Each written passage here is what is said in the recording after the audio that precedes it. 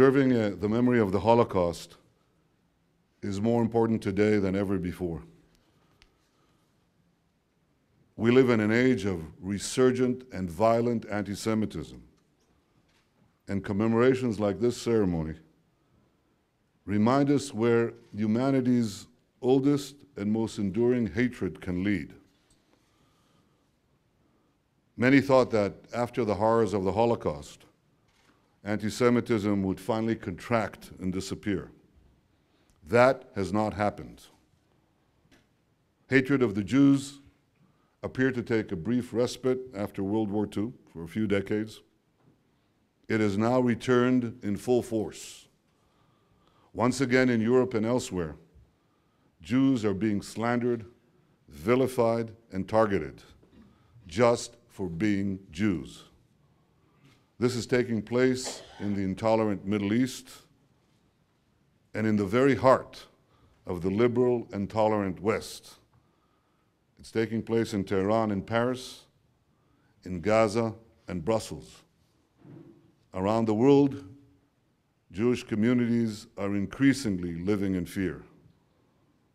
But it's not just the Jewish people that is being slandered, vilified, and targeted. It's the Jewish state as well. Israel is assaulted with the same slurs and libels that have been leveled at the Jews since time immemorial. Islamist extremists have incorporated the most outrageous anti-Semitic calumnies into their murderous doctrine.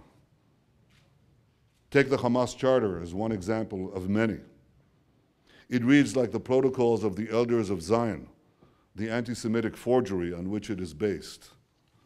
It calls for the murder of Jews and the destruction of their state. Just as classic anti-Semites portrayed the Jews as the embodiment of all evil in the world, today's anti-Semites portray the Jewish state in the same twisted manner. And what do the so-called enlightened organs of the international community do in response? 250,000 people are slaughtered in Syria. Poison gas is used against civilians. And who do the signatories to the Geneva Convention urgently meet to discuss? Israel.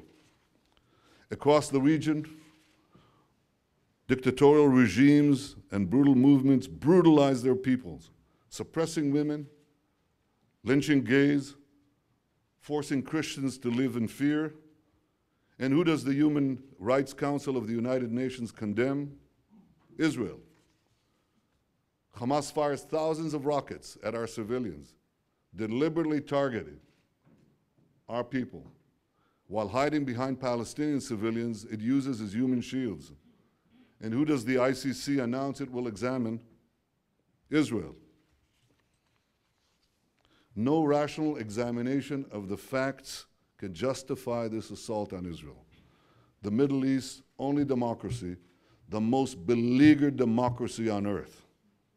This obsession with the Jewish people and their state has a name.